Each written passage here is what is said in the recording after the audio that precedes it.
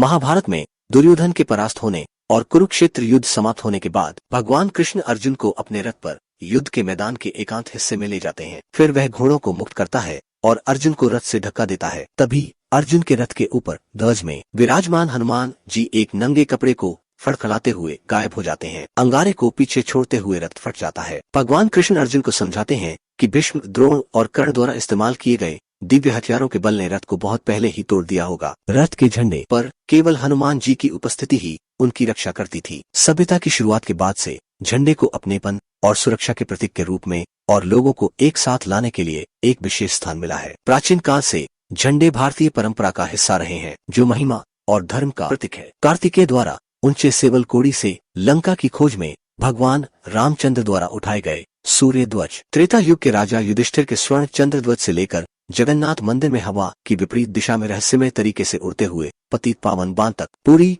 झंडे चारों युगों में हमारी सांस्कृतिक विरासत का हिस्सा रहे हैं। इसी तरह लौकिक मेरी और आध्यात्मिक पीढ़ी को दर्शाने वाले निशान साहिब का प्रत्येक अभ्यास करने वाले सिख के दिल में एक विशेष स्थान है। वास्तव में भारतवर्ष का विभिन्न रूपों में युगों से झंडों और प्रतीकों का उपयोग करने का एक समृद्ध इतिहास और परंपरा है। इसलिए यह आश्चर्य की बात नहीं है कि जब भारत को एक आधुनिक राष्ट्र राज्य के रूप में निर्माण करते हुए इस परंपरा को जारी रखा गया, जो उसके सभ्यतागत लोकाचार से प्रेरित है। इसलिए झंडा केवल भविष्य के लिए एक दृष्टि नहीं है, बल्कि हमारे समृद्ध और शानदार अतीत के मूल्य और नींव है। 22 जुलाई 1947 को संविधान सभा ने हमारे राष्ट्रीय ध्वज को अंगीकार किया। 1923 में मूल रूप से पिंगली वेंकैया द्वारा डिजाइन किए जाने के बाद से अंततः चुने गए ध्वज में कई बदलाव हुए। वेंकैया न केवल ध्वज के वास्तुकार थे, बल्कि एक स्वतंत्रता सेनानी भी थे। उन्हें झंडा वेंकैया के नाम से जाना जाता था, क्योंकि उन्होंने 1916 में भारतीय ध्वज के लिए 30 डिजाइनों पर एक पुस्तक प्रकाशित की थी। 2 अगस्त को उनकी 146वीं जयंती है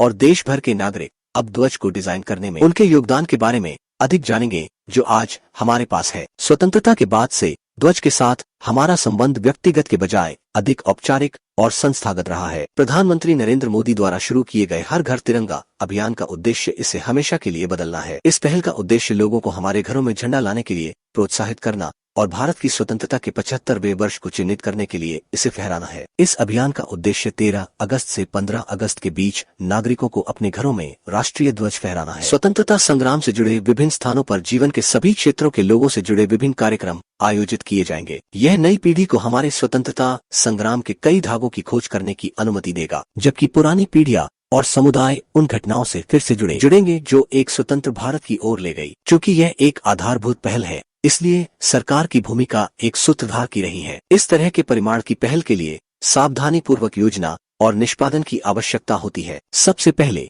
ध्वज को और अधिक सुलभ बनाने के लिए ध्वज संहिता को बदल दिया गया और इस प्रकार प्रत्येक भारतीय को अपने घरों में ध्वज फहराने का अनूठा अवसर दिया गया। इसके बाद सरकार ने देश भर में झंडों की आपूर्ति सुनिश्चित करने के लिए कई कदम उठाए हैं। झंडे अब देश के सभी डाकघरों में उपलब्ध है। झंडों की आपूर्ति के लिए राज्य सरकारों ने विभिन्न हितधारकों के साथ करार किया है। झंडा सरकार के market place, GEM portal, commerce portals और विभिन्न स्वयं सहायता समूहों SHG के साथ उपलब्ध होगा। अपने लॉन्च के बाद से हर घर तिरंगा अभियान पूरे भारत में गूंज रहा है। यह न केवल प्रत्येक भारतीय में अंतर्निहित देशभक्ति के कारण है, बल्कि इसलिए भी है कि हमें लगता है कि राष्ट्र सही दिशा में जा रहा है। आज जब इस देश के युवा हमारे ध्वज को देखते हैं तो उन्हें एक उज्जवल कल की आशा दिखाई देती है। एक माँ अपने और अपने परिवार के लिए अवसर देखती है। सैनिकों ने 135 करोड़ भारतीयों को उनकी बहादुरी को सलाम करते हुए और उनकी भलाई के लिए प्रार्थना करते हुए देखा। एक सिविल सेवक ध्वज में संविधान में निहित सरकार के दृष्टिकोण को लागू करने की प्रतिबद्धता देखता है। 22 जुलाई 1947 को संविधान सभा में ध्वज पर प्रस्ताव के हिस्से के रूप में सरोजिनी नायडू ने कहा, याद रखें, इस ध्वज के नीचे कोई राजकुमार नहीं है और कोई किसान नहीं है, कोई अमीर नहीं है और कोई गरीब नहीं है, कोई विशेषाधिकार नहीं है, केवल कर्तव्य और जिम्मेदारी और बलिदान है। चाहे हम हिंदू हो या मुसलमान, ईसाई, सिख या पारसी और अन्य, हमारी भारत माता का एक अविभाजित हृदय और एक अविभाज्य आत्मा है। पुनर्जन्म भारत के पुरुष और महिलाएं इस ध्वज को उठाए और सलाम करें। मैं तुमसे बोली, उठो और झंडे को सलाम।